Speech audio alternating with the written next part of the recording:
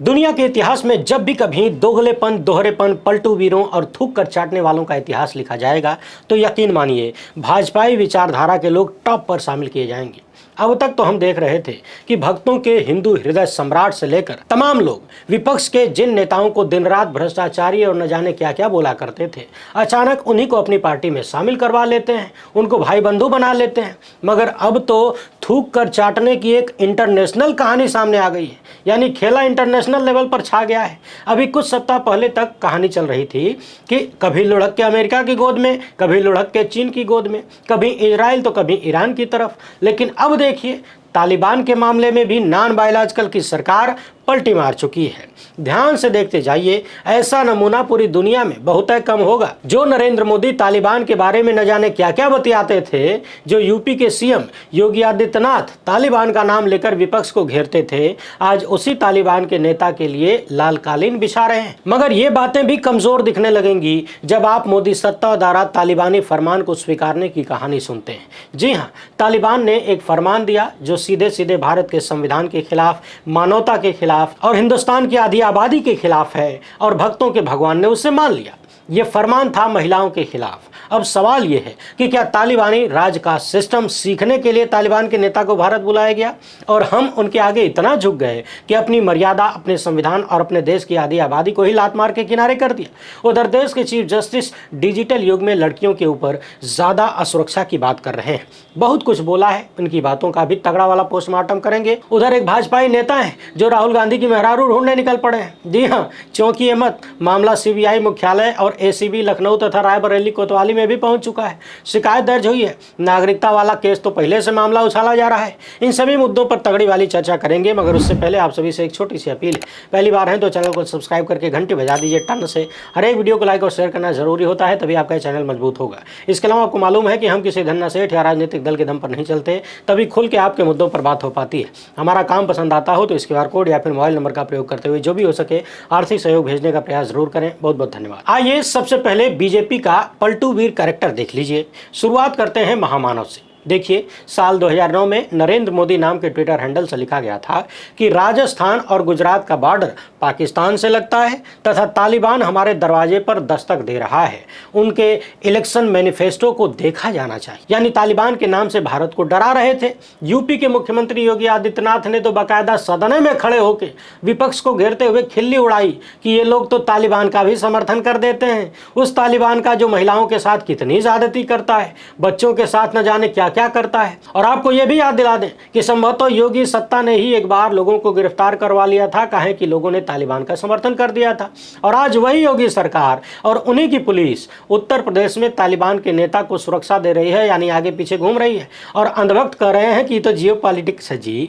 दरअसल अफगानिस्तान के विदेश मंत्री आमिर खान मुत्तकी भारत आए और यूपी के सहारनपुर पहुंचे, यानी देवबंद दौरे पर थे। यहां उन्होंने भव्य स्वागत के लिए लोगों का धन्यवाद किया, उम्मीद जताई कि भारत अफगानिस्तान के संबंध और भी मजबूत होंगे। हम यहां नए राजनयिक भेजेंगे। मुझे उम्मीद है कि भारत के लोग भी काबुल जाएंगे, हमारे संबंध मजबूत होंगे। ये आमिर खान ने कहा है, हमारे वाले नहीं, अफगानिस्तान वाले। उधर इसे लेकर समाजवादी पार्टी के नेता IP सिंह ने लिखा कि मोदी जी देश में तालिबान और उसकी संस्कृति का प्रमोशन कर रहे हैं। कहा, तालिबानी विदेश मंत्री के प्रेस वार्ता से हमारी महिला शक्ति को बाहर कर दिया गया। ये आदमी प्रेस कॉन्फ्रेंस करता चाहे छोड़ के चला जाता। आखिर महिलाओं को जाने से बीजेपी ने क्यों रोका?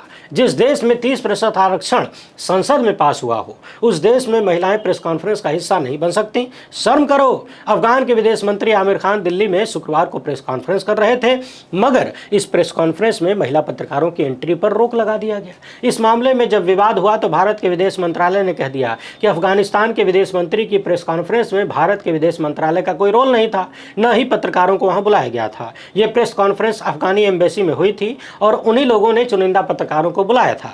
अफगान दूतावास भारत सरकार के अधिकार क्षेत्र में नहीं आता है। आपको बता दें कि अफगान के विदेश मंत्री 9 अक्टूबर से लेकर 16 अक्टूबर तक भारत के दौरे पर हैं। उधर प्रेस कॉन्फ्रेंस में महिलाओं को रोकने पर कांग्रेस सांसद प्रियंका गांधी नाराज हो गईं। उन्होंने कहा कि एक चुनाव से दूसरे चुनाव तक अपनी सुविधानुसार महिलाओं के अधिकारों के प्रति आपकी सोच अगर सिर्फ दिखावा मात्र नहीं है तो पीएम मोदी इस घटना पर अपना रुख साफ कीजिए। बताइए कि महिलाओं को क्यों रोका गया? भारत दौरे पर अफगान के मंत्री सिर्फ पुरुष पत्रकारों से बात कर रहे हैं, ये कैसे हो सकता है? वैसे ये सवाल तो तो बहुत बड़ा है कि यदि प्रेस कॉन्फ्रेंस से महिलाओं को हटाया गया तो ये क्यों हुआ और क्यों होने दिया गया। क्या हम भी तालिबान से ट्रेनिंग ले रहे हैं एंटी वुमेन बनने का? क्या 21वीं सदी में भारत यही सब सीख रहा है उल्टा सीधा? उधर कांग्रेस नेता सुरेंद्र राजपूत ने ये वाली तस्वीर शेयर कर दिया है। एक 1999 की है और दूसरी है 2025 की।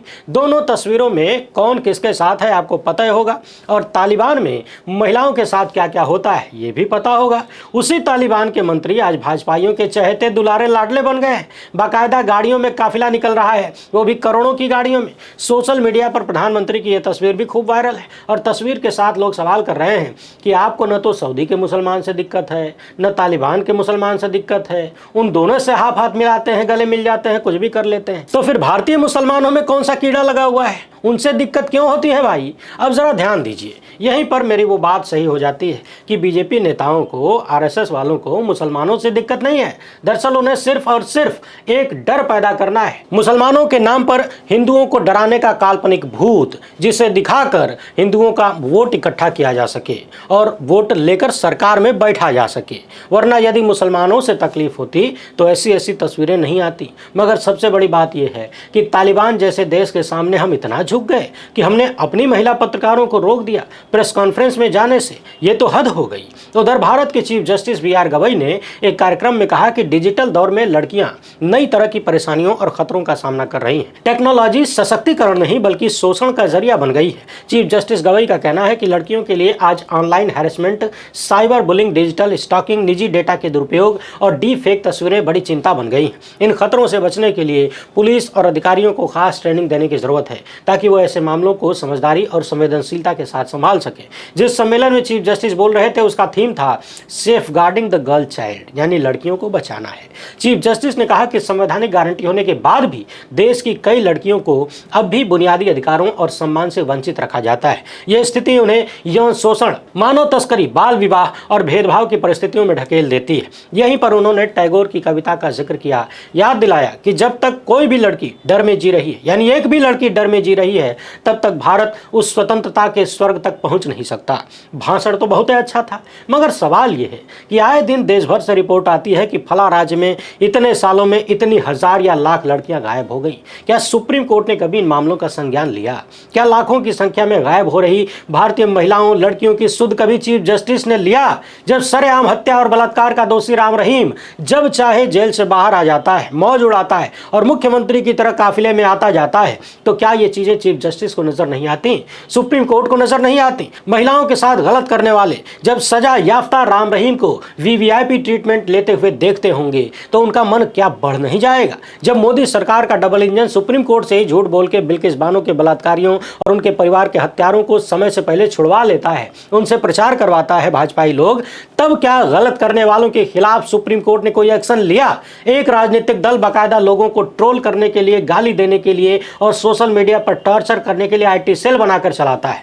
देश में जितनी स्वतंत्र पत्रकार हैं, महिलाएं हैं जो सत्ता से सवाल करती हैं, उन्हें दिन रात बलात्कार की धमकियां दी जाती हैं। इस पर इंटरनेशनल रिपोर्ट भी आ चुकी है। उनके चरित्र को लेकर तरह तरह की बकवास की जाती है, गंदे से गंदी भाषा का प्रयोग किया जाता है। इस मामले में सरकार तो अंधी है, मगर जो सुप्रीम कोर्ट और चीफ जस्टिस लड़कियों की चिंता की बात कर रहे हैं, कम से कम बातों में तो कर रहे हैं, क्या वो भी इन चीजों को नहीं देख पाते? इन नफरती चिंटुओं को कानून के शिकंजे में क्यों नहीं लेते? 2-4 के खिलाफ एक्शन लीजिए, बाकी अपने आप सुधर जाएंगे। मगर ऐसा होता नहीं है। सुप्रीम कोर्ट की जस्टिस BV नागरत्ना ने कहा कि लड़की तभी बराबर के नागरिक मानी जा सकती है जब उसे वही अवसर, संसाधन और सम्मान मिले जो लड़कों को मिलता है। जस्टिस JB पारदीवाला ने कहा कि हर लड़की का अधिकार है कि वो भय और भेदभाव से मुक्त होकर शिक्षा, स्वास्थ्य और समान अवसरों के साथ आगे बढ़े। मगर सबसे बड़ा सवाल तो यही है कि चीफ जस्टिस साहब और बढ़ के भाषण देने वाले तमाम मिलाड लोग क्या जवाब देंगे कि मध्य प्रदेश में जो महिला जज एक पुरुष जज यानी गुप्ता जी पर यौन उत्पीड़न का आरोप लगा रही थी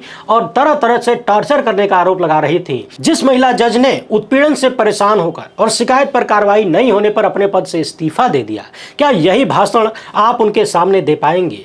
क्योंकि उत्पीड़न के आरोपी को तो आपने हाईकोर्ट में जज बना दिया, यानी जो साथी महिला जज का उत्पीड़न करता है उससे आप प्रमोशन देते हैं और दूसरी तरफ भाषण दे रहे हैं कि डिजिटल युग में महिलाओं और लड़कियों के लिए सुरक्षा की चिंताएं बढ़ गई हैं। अरे डिजिटल से बाहर भी बहुत बढ़ गया है। आप ही के विभाग में देखिए ना, आप लोग तो अपनी समस्याएं बाहर आने भी नहीं देते। सुप्रीम कोर्ट के पूर्व चीफ जस्टिस रंजन गोगोई के खिलाफ जिस महिला ने उत्पीड़न का आरोप लगाया था, वो भी किसी की बेटी, किसी की पत्नी, किसी की मां, किसी की बहू थी। क्या ये भाषण आप उस महिला की आंखों में आंखें डालकर दे सकते हैं? आपके सिस्टम ने तो उसके पूरे परिवार को तबाह कर दिया। एक तरफ आप महिलाओं के उत्पीड़न के आरोपियों को प्रमोशन देते हैं, उन्हें आगे बढ़ाते हैं, और दूसरी तरफ गर्ल चाइल्ड को बचाने का भाषण देते हैं। ऐसा लगता है कि दोहरेपन का अमृतकाल आ गया है। हर जगह जबान पर कुछ और दिल में कुछ और। हाल ही में सुप्रीम कोर्ट की ही जानी मानी अधिवक्ता इंदिरा जयसिंह ने एक इंटरव्यू में कहा था कि जुडिशरी के भीतर महिलाओं का बहुत ज्यादा शोषण होता है। एक महिला जज को पुरुष जज ने कह दिया कि आइटम सॉन्ग पे डांस करिए। ये सारे मामले अभी हाल ही में हमने आपको दिखाया था। यानी कुल मिलाकर जबान पर कुछ और,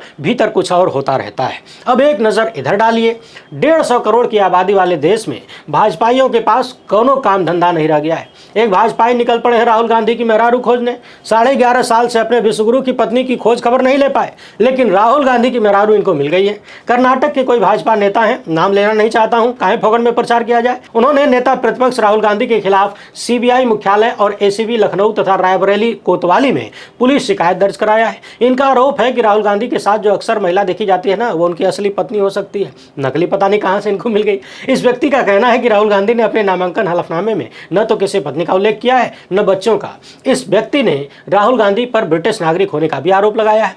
अब यहीं पर इस भाजपा नेता को याद दिला दिया जाए कि सांसदी का नामांकन करने से पहले जब तक नरेंद्र मोदी गुजरात के मुख्यमंत्री थे, उन्होंने पत्नी वाला कॉलम खाली छोड़ा था। क्या ये फ्रॉड नहीं है? पत्नी है तो नाम लिखने में काहे की शर्म आ रही थी? क्या इन्होंने साल 2014 में किसी से शादी की?